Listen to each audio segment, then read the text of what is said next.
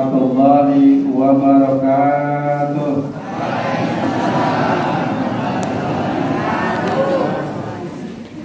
Alhamdulillahi rabbil alamin.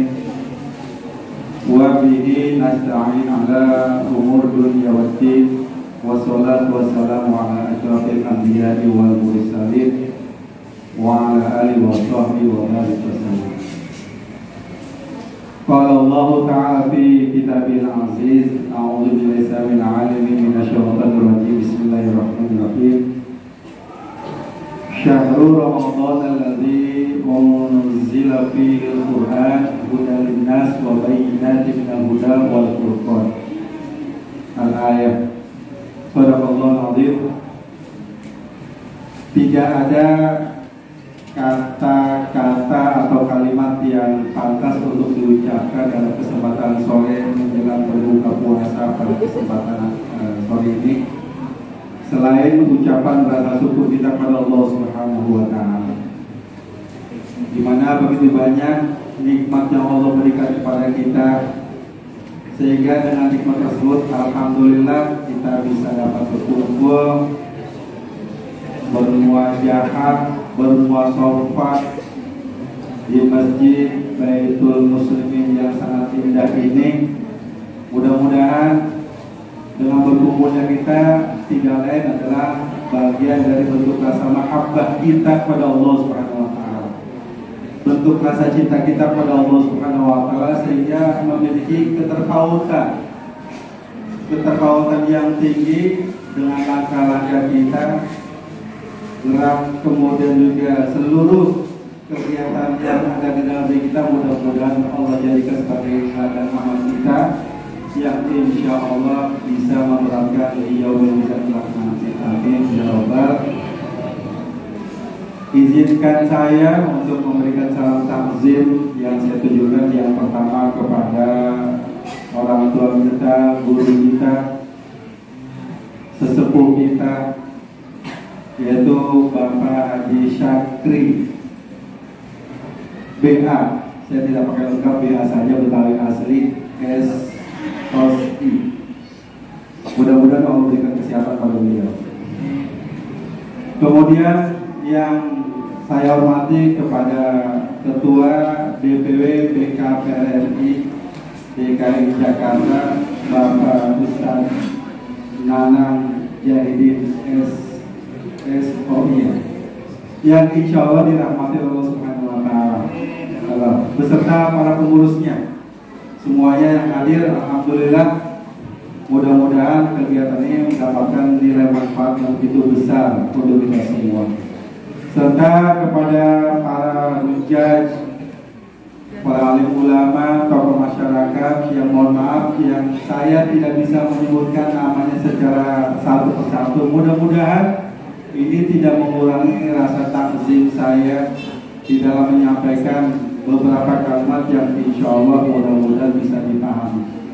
Dan juga kepada ibu-ibu yang begitu sabar sudah menunggu kegiatan acara ini. Mudah-mudahan ibu semua dalam keadaan sehat ya Bu ya. Bu, dalam keadaan sehat ya Bu ya. Saya ceramah insya Allah nanti sampai sholat tarawih Bu, insya Allah ya. Ya. Dan juga terlupa kepada anak-anak semua yang alhamdulillah mudah-mudahan kalian semua dalam keadaan sehat dan juga mendapatkan satu keberkahan dan keridhaan dari Allah Subhanahu wa taala, dan mudah-mudahan juga kalian akan menjadi anak-anak yang soleh dan solehah. Amin ya rabbal alamin.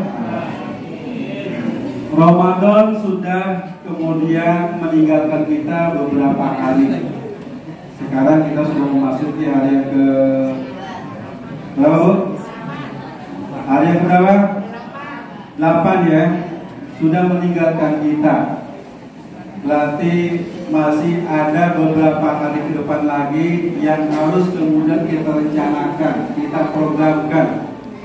Jangan sampai nanti Ramadan yang masih ada meninggalkan kita begitu saja tanpa ada bekas yang kemudian tertanam ya di dalam kehidupan kita. Karena Ramadan datang adalah merupakan bentuk rasa kemuliaan yang Allah berikan kepada kita sebagai orang-orang yang beriman pada Allah Subhanahu wa taala.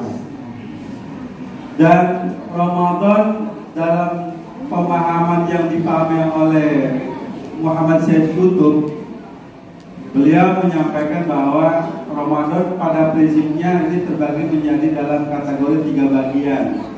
Namun ketika disimpulkan bahwa Ramadan itu adalah merupakan sebagai satu ilustrasi yang beliau menggambarkan seperti madrasah.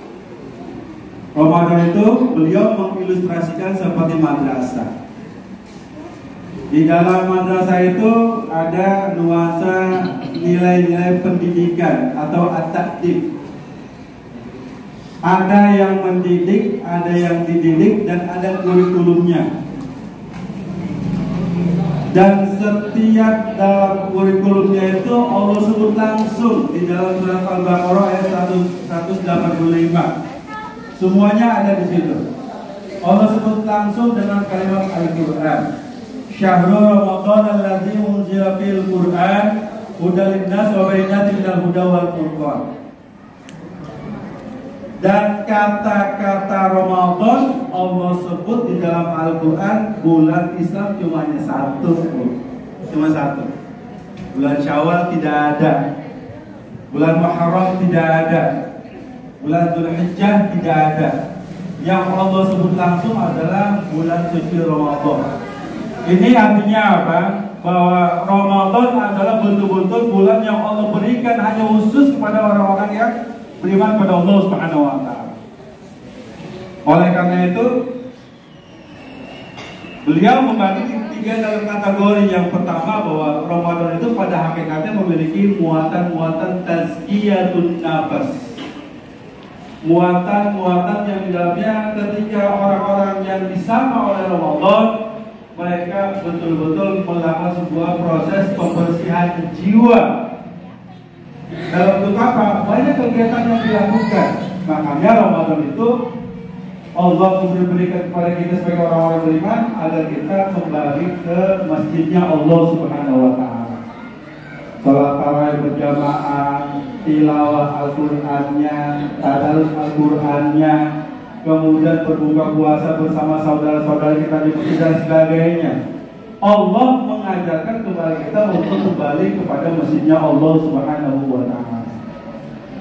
Di samping itu juga Allah Subhanahu wa taala memberikan pembelajaran kepada kita agar kemudian kita sering berinteraksi dengan Al-Qur'anul Karim, berta'amul dengan Al-Qur'anul Karim. Ini juga bagian dari sebuah proses tazkiyatun nafas.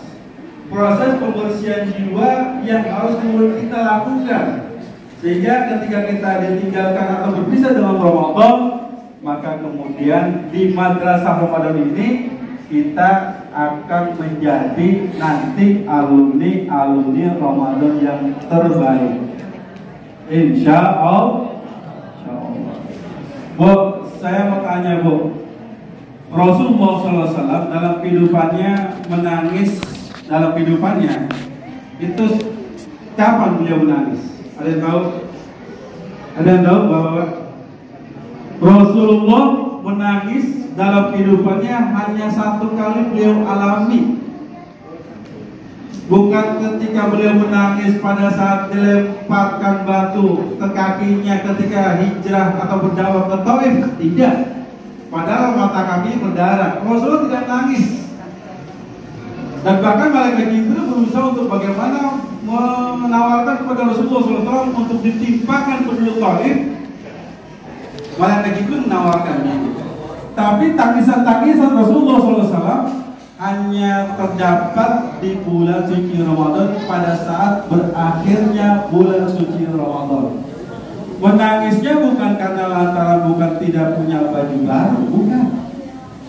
Menangisnya bukan karena kemudian tidak bikin ketupat, tidak. Tapi menangisnya Rasulullah SAW itu adalah takut kalau ibadahnya selama bulan suci Ramadan tidak diterima oleh Allah Subhanahu wa taala. Ini yang pertama. Alasan yang kedua, Rasulullah menangis takut kalau di bulan Ramadan yang akan datang tidak berjumpa kembali. Tangisan yang ketiga yang menjadi alasan adalah ketika Rasulullah melaksanakan ibadah puasa di dalam Ramadan, Rasulullah takut tidak maksimal di dalam melakukan ibadah bulan Ramadan. Itu yang membuat kemudian Rasulullah menangis. Kalau kita kan menangisnya di ujung suci bulan Ramadan bukan karena itu. Menangisnya karena apa, Bu? Kita menangisnya kenapa, Bu? Menangisnya di akhir bulan Ramadan lantaran satu, persiapan bulan Syawal belum ada, sedih. Pulang kampung kehabisan tiket, sedih. Kemudian ketupat belum kelihatan juga nih, dananya sedih juga. Rasul tidak seperti itu. Dan inilah yang kemudian kita bangun. Bagaimana Ramadan itu kemudian Allah berikan kepada kita agar kemudian kita bisa menjadikan sebagai suatu madrasah yang di dalamnya ada proses tazkiyatun nafs. Alasan yang pertama yang perlu saya sampaikan itu adalah bahwa Ramadan itu ternyata di dalamnya merupakan ada proses yang dinamakan tarqiyatul intaj. Tarqiyatul intaj. Apa tarqiyatul intaj? Ada yang namanya peningkatan produktivitas di dalam bulan Ramadan. Kan masih ada, Bu, Pak, yang di dalam bulan Ramadan. Habis sahur ke masjid, sholat subuh jamaah. Setelah itu ngapain, Bu? Tadarus? Tidak. Tidur.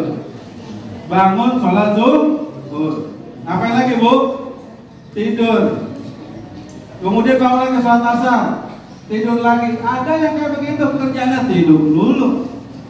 Ini jangan sampai kemudian terjadi ya di kalangan kita sebagai orang-orang yang beriman, bahwa proses yang namanya tarqiyatul intaj, di mana produktivitas amalia kita itu kita tingkatkan. Rasulullah SAW di bulan Ramadan itu hampir kebanyakan ketika beliau masih hidup, yang terjadi adalah produktivitas yang Rasulullah munculkan adalah di mana kemenangan pada saat peperangan terjadi di zaman Rasulullah itu tidak pernah berhenti.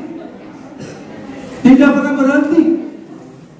Rasulullah tidak pernah berhenti yang namanya start, yang kemudian berganti, tidak. Tapi Rasulullah kemudian melakukan sebuah aktivitas dalam rangka isti'abul amaliyah, peningkatan dalam penguasaan amaliyah dalam kehidupan di dalam bulan Ramadan. Itu yang dimunculkan oleh Rasulullah SAW. Bu, udah berapa hatam Qurannya, Bu? Berapa ya, Bu? Hatam Al-Qurannya sudah berapa juz? Hah? Sekarang sudah hari yang ke-8. Ada yang hatam Quran 8 juz? Ada? Tunjuk tangan, Bu. Yang 8 juz, ada? Yang Bapak, 8 juz ada? Ada 8 juz? Ada? Imam Syafi'i sebagai mazhab kita yang terbesar, 1 bulan penuh khatam Qurannya berapa kali khatam, Bu? 60 khatam Quran, luar biasa. 60. Imam Syafi'i 60 khatam Qurannya selama 1 bulan penuh. Luar biasa Imam Syafi'i.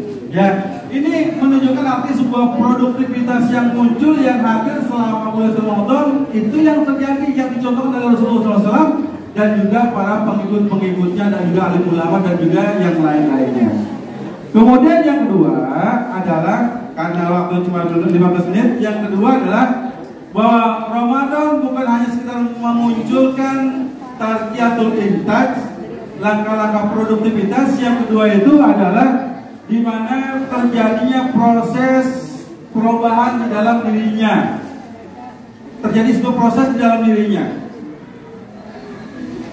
Bu, orang yang sering berinteraksi dengan Al-Quran, maka ketika dia beradaptasi, kemudian dia membaca dan lain sebagainya, akan terjadi sebuah perubahan-perubahan, berpikir, kemudian beramal, dan terus kemudian terjadi hal itu. Terus terjadi. Kenapa? Karena di dalam Al-Quran banyak mengajarkan kepada kita tentang bagaimana kita memiliki satu natijatul hayat, perubahan hidup yang harus kemudian kita lakukan. Terjadi sebuah perubahan di dalam bulan Ramadan. Ini harus terjadi, tidak pasif tapi harus kemudian aktif, tidak stuck tapi harus kemudian bergerak. Jangan diam saja. Harus kreatif dan juga penuh dengan inovatif, begitu. Dan yang paling terakhir, bahwa Ramadan mendidik kita di samping bagaimana kita menjadi orang yang produktif, kemudian yang kedua adalah bagaimana kita terjadi sebuah perubahan sikap, yang ketiga adalah bagaimana kemudian kita memiliki natijatul hayat, perubahan orientasi yang harus tertanam di dalam diri kita. Mudah-mudahan Ramadan dari hari pertama, hari kedua sampai nanti hari yang berikutnya yang terakhir, ketika kita betul-betul serius dalam meningkatkan kualitas ibadah kita, insya Allah mudah-mudahan kita akan memiliki sikap-sikap produktivitas dalam kehidupan kita, peningkatan kualitas dalam kehidupan kita. Kemudian yang berikutnya adalah terjadi pelurusan sikap. Kemudian yang terakhir adalah bagaimana kemudian hadirnya perubahan orientasi kita di dalam melakukan sebuah langkah-langkah kehidupan kita, sehingga apapun yang kita kerjakan, insya Allah mudah-mudahan mendapatkan ridho dari Allah Subhanahu wa Ta'ala. Inilah yang Allah gambarkan di dalam surat Al-Baqarah ayat yang terakhir. Innal ladzina amanu wa 'amilus sholihat ulaika hum khairul bariyah. Jazaohum inda rabbihim jannatu 'adnin tajri min tahtiha al-anharu khalidina fiha abada radhiyallahu anhum wa radu dzalika liman khasyiya rabb. Mudah-mudahan kita akan mendapatkan ridho dari Allah Subhanahu wa Ta'ala. Ketika kita ridho pada Allah Subhanahu wa Ta'ala dan kita takut hanya pada Allah Subhanahu wa Ta'ala. Terima kasih. Lebih kurang mohon maaf. Bila itu Assalamualaikum warahmatullahi wabarakatuh.